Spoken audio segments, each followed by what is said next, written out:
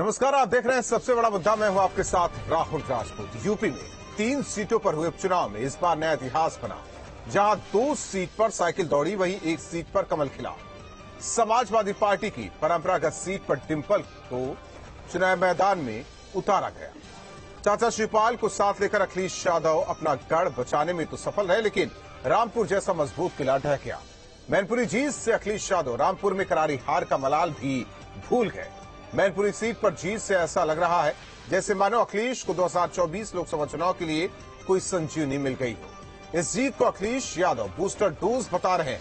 ऐसे में सवाल उठता है कि मैनपुरी जीत से क्या समाजवादी पार्टी को मिला बूस्टर डोज? 2024 में काम आएगी संजीवनी। 1 सीट पर जीत से क्या 80 लोकसभा सीट जीतने का सपना पूरा होगा? लोकसभा में उपचुनाव परिणाम का क्या असर पड़ेगा? 2024 तक कायम रहेगी समाजवादी पार्टी की एकजुटता? इन्हीं सवालों के साथ मेहमानों से चर्चा, लेकिन उससे पहले एक रिपोर्ट।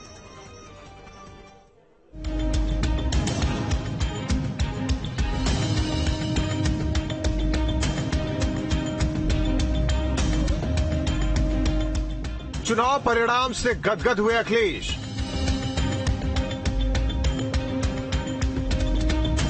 मैनपुरी जीत से मिला बूस्टर डोज।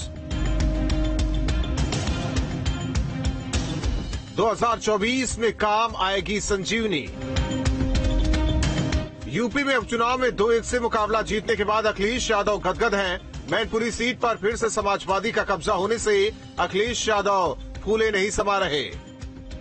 1 सीट पर जीत से ही उन्हें 2024 लोकसभा चुनाव आसान लगने लगा है। 2024 चुनाव में एसपी का परचम फहराने को लेकर सपना देखने लगे। स्वाभाविक है, समाजवादी पार्टी और कार्यकर्ता नेताओं को जहां मैनपुरी के मतदाताओं ने एक नई ऊर्जा दी है, स्वाभाविक है 24 से पहले का ये परिणाम 24 में हमें और ऊर्जा देगा।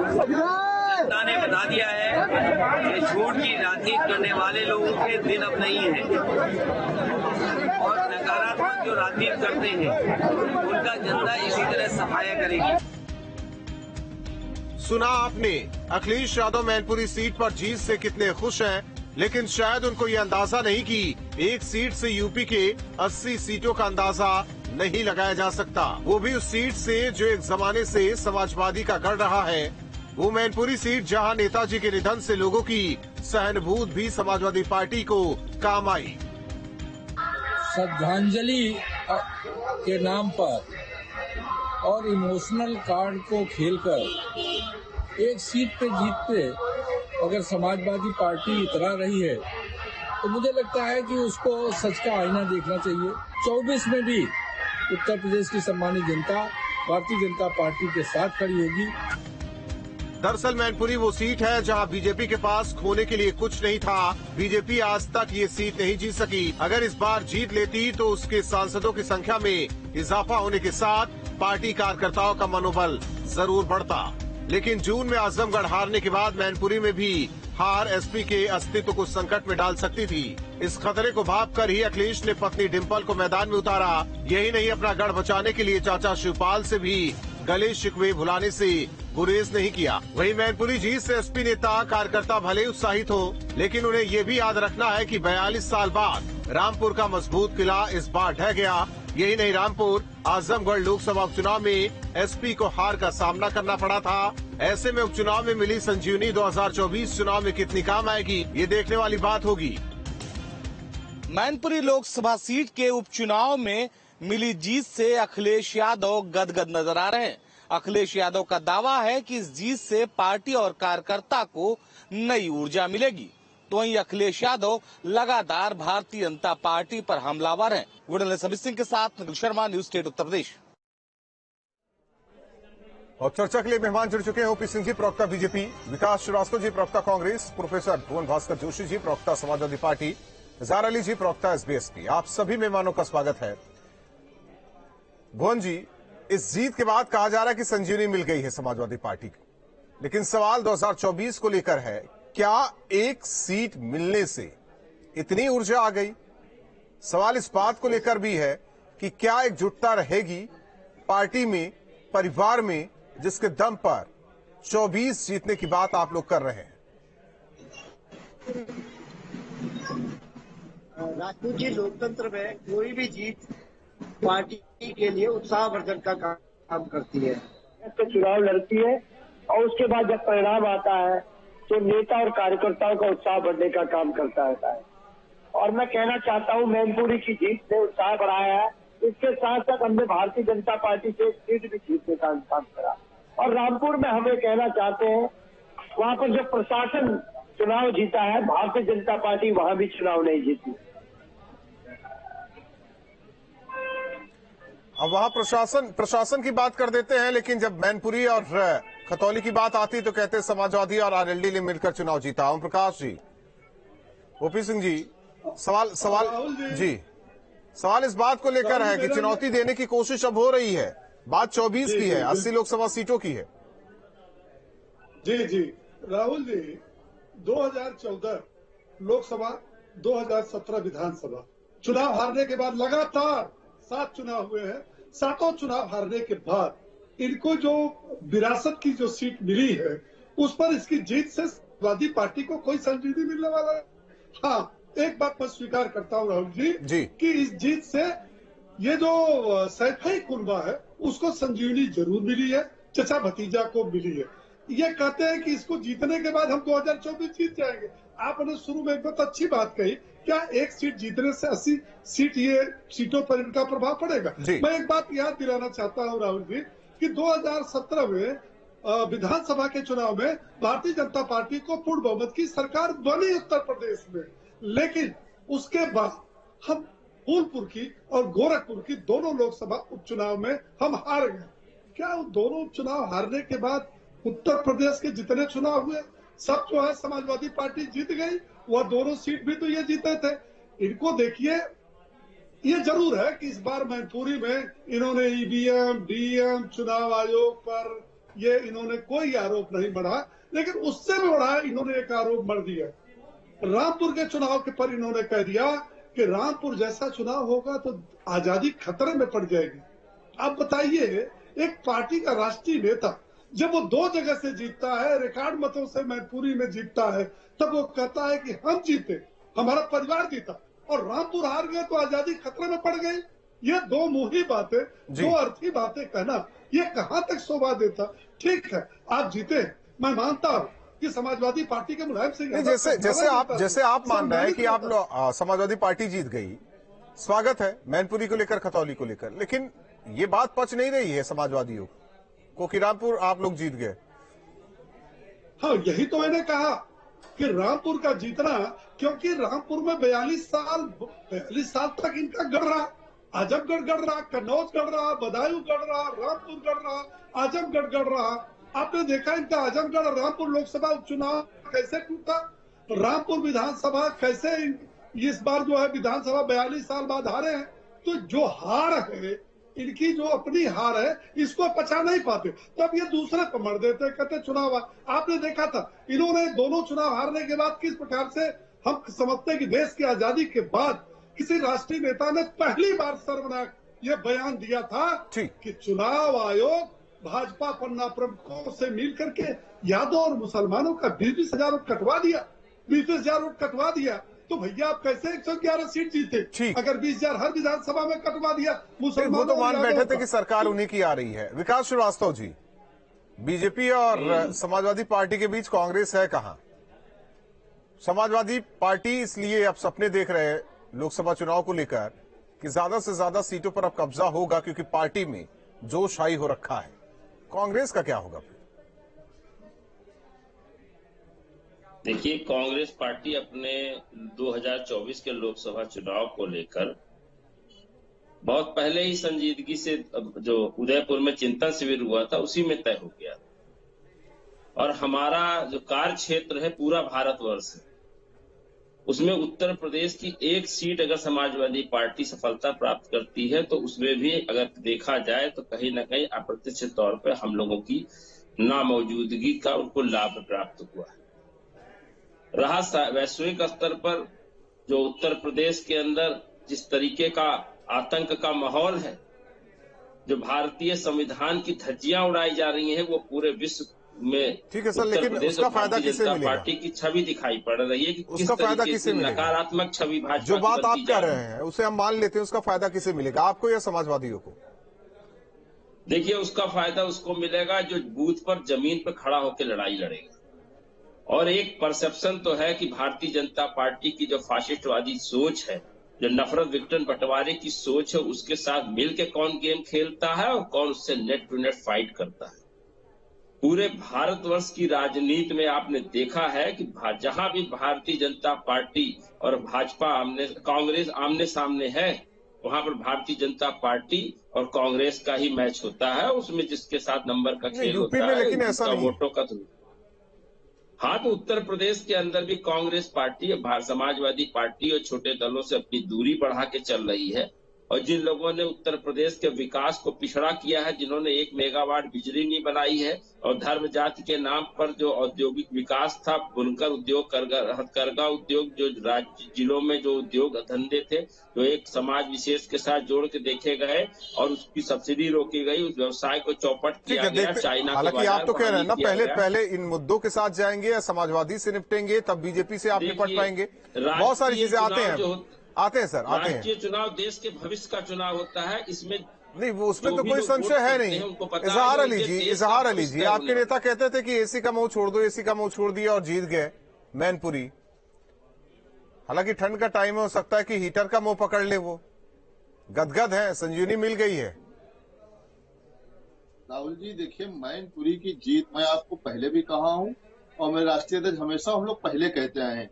देखिए, सलाम है उस आदरणीय नेता को जिसने जमीन तैयार की और ऐसी राजनीति स्थापित की इस प्रदेश में कि आज उनके दुनिया में न रहने के बावजूद भी उनके लोग उनको जो मानते थे और उनका काम जिनका वो काम करते थे, उनके साथ कल भी जुड़े थे जब वो इस दुनिया में थे और नहीं है आज इस दुनिया में, फिर भी वो लोग जुड़े हैं, उनको भुला नहीं पा रहे हैं।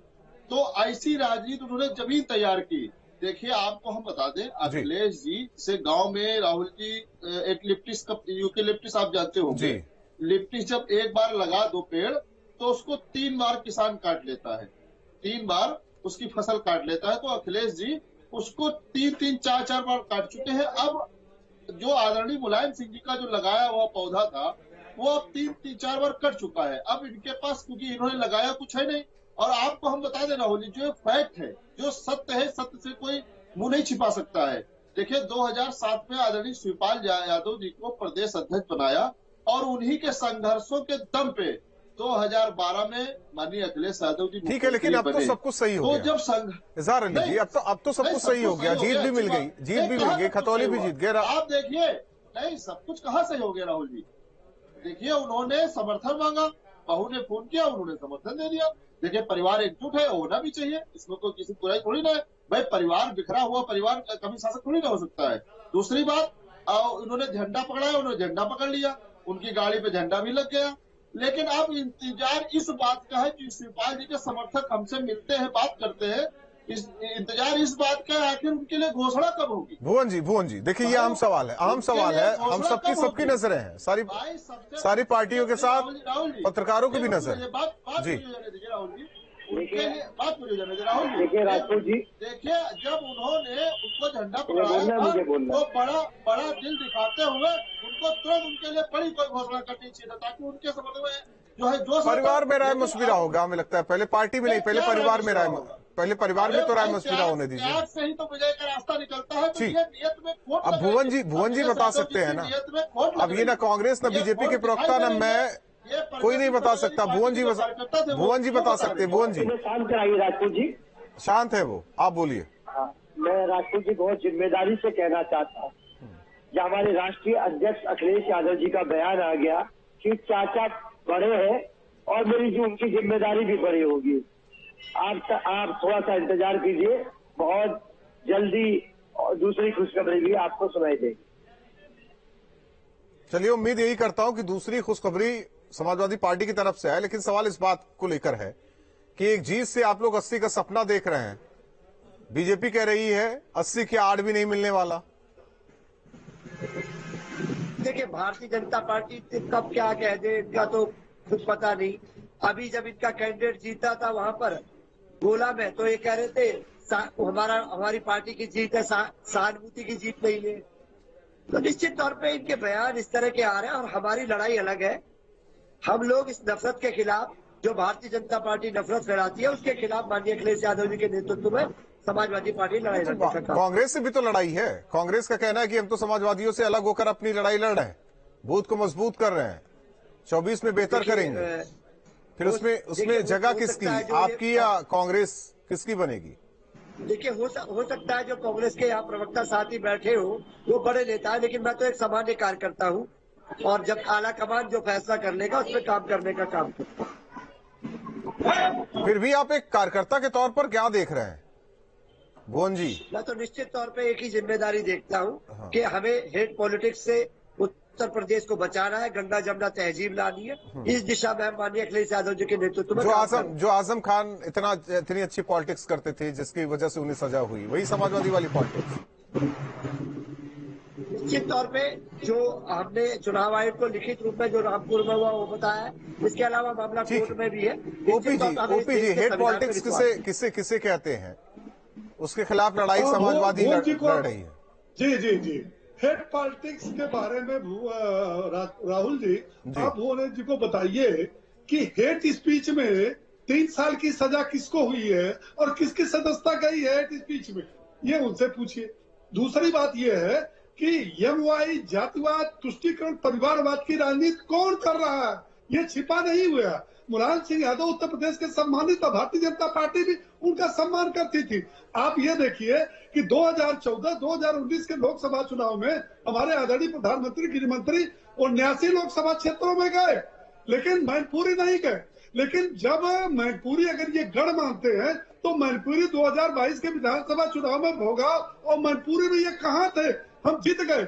इनका जो यंग वाई फैक्टर है, जो तुष्टीकरण का है, करहल में रामपुर में कहाँ चला गया? करहल में मुलायम सिंह यादव को लेकर घूम रहे थे। नहीं, मैं ये कह रहा हूँ राहुल जी कि इनकी जो गणित है ये तो ठीक है, जीत गए मैनपुरी, मैंने कहा जनादेश स्वीकार करता हूँ, मैं किसी के ऊपर आरोप प्रत्यारोप नहीं लगा सकता। लेकिन वो तो लगा रहे हैं। नहीं, वो लगाए। देखिए, वो तो जब से राजनीति में आए हैं, भाग्य विधाता विरासत में गद्दी मिल गई, अपने से तो कोई चुनाव जीते नहीं आज तक।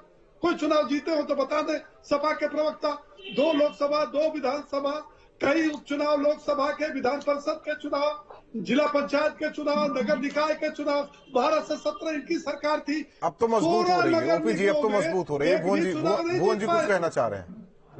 मैं हमारे भारतीय जनता पार्टी के प्रवक्ता साथी से कहता हूं, अगर आप अपनी हार में इतने खुश हैं, हिमाचल आप हार गए, एमसीडी आप हार गए, यूपी हार गए, तो अगर आप इस खुशी में भी खुश हैं तो आपको बहुत बहुत बधाई। जी धन्यवाद भुवन जी। आप ये खुश होइए कि 14 से लेकर के दोनों लोकसभा हार गए, दोनों विधानसभा हार गए, नगर निगम में आपकी जो है सफाया हो गई, जिला पंचायत हार गए। आपने हार से सीखा नहीं। आप एक सीट आप जीत करके 80 का सपना देख रहे हैं। 80 में आप हो कहा? अरे एक आदमी एक बचा है, आप 3 बचे थे। ठीक है, विकास सिंह के निधन के बाद आप 4 हो गए। नहीं तो अब 24 में तय हो जाएगा। यही मैनपुरी का मैदान होगा। तो देखा जाता है कि वहां भी क्या सहानुभूत वाला वोट मिलता है या फिर ऊपर नीचे होता है?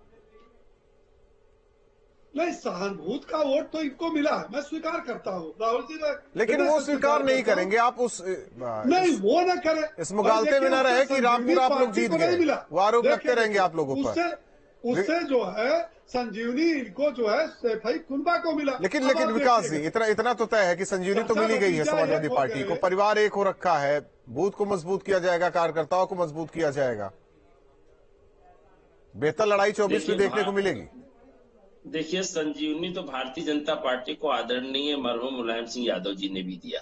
अगर आज भारतीय जनता पार्टी भारतीय राजनीति में अपनी पृष्ठभूमि मजबूत कर पाई है तो उसके गर्त में आप पत्रकार हैं, आप अनुभवी व्यक्ति है, और ओपी सिंह जी भी पत्रकार रहे हैं। मुलायम सिंह जी का बहुत बड़ा रोल रहा है। और आपने देखा कि अभी निरहुआ चुनाव हारे, समाजवादी पार्टी ने किस तरीके से बसपा के साथ मिलकर बीजेपी ने किस तरह मैच फिक्स किया, जिस गुड्डू जमाली को बसपा से निकाल दिया गया था, वो कांग्रेस के प्रांगण में टिकट मांग रहा था, मुझसे स्वयं आकर वो मिले थे, उनको उन्होंने बसपा ने बुला कर टिकट दिया, और क्योंकि निरहुआ चुनाव हार जाए, वो निरहुआ चुनाव जीत जाए और अखिलेश यादव की पार्टी चुनाव हार जाए। सर ये तो आपके आंकड़े रहे ना, वोट कट जाता है, ये तो आपके आंकड़े रहे, वोट कट जाता है। तो बीजेपी ये भी तो कहती रही कि भाई के लिए तो प्रचार करने गए नहीं अखिलेश यादव, वही पत्नी के लिए वो गली गली टहल रहे थे, हर दरवाजा उन्होंने खटखटाया। आप देखिए, ये ठीक है, ये आपका आकलन है, ये आपका आकलन है। बीजेपी और समाजवादियों के लिए आपका भी आकलन अपनी पार्टी के लिए क्या होगा, ये भी तो बेहतर तरीके से आप समझ सकते हैं। मजबूत कर, हाँ, तो दोनों एक दूसरे के पिच मजबूत कर रहे हैं, तो कहाँ खेलेगी कांग्रेस, कहाँ खेल पाएगी? अरे कांग्रेस खेल रही है, अगर नहीं खेलेंगे तो आपने देखा आजम खान साहब और उनकी पत्नी और उनका बेटा बैरिक में सामने बंद था, उस बाप को देखिए जिसने भारतीय राजनीति में अजय योद्धा था, उसको केवल हराने का काम अगर किसी ने किया है तो समाजवादी पार्टी के लोगों ने। अब ये तो बड़ा आरोप है, हालांकि चर्चा लंबी खिंच सकती है, लेकिन माफी के साथ विकास जी रोकना चाहता हूं, वक्त नहीं है। बहुत बहुत धन्यवाद आप चारों मेहमानों का। हालांकि मैनपुरी सीट जीतने के बाद समाजवादियों के होश, हालांकि जिस तरीके से जोश हाई है, और ऐसे में अब कहा जा रहा है कि 2024 में 80 लोकसभा सीटों पर दमखम के साथ समाजवादी पार्टी लड़ेगी, क्योंकि परिवार भी एक है, चाचा शिवपाल भी साथ आ चुके हैं। सवाल इस बात को लेकर कि क्या जिस मैनपुरी सीट के लिए पूरा दमखम समाजवादियों ने दिखाया, ये दमखम 24 तक बरकरार रहता है? परिवार में एकजुटता, पार्टी में एकजुटता देखी जा सकती है। अखिलेश भी सोचे, क्योंकि जो पहले उन्हें करने की जरूरत है वो ये मैनपुरी चुनाव में करते नजर आए। क्या 24 तक वो ऐसे ही मेहनत करते रहेंगे? सबसे बड़ा मुद्दा में बस इतना।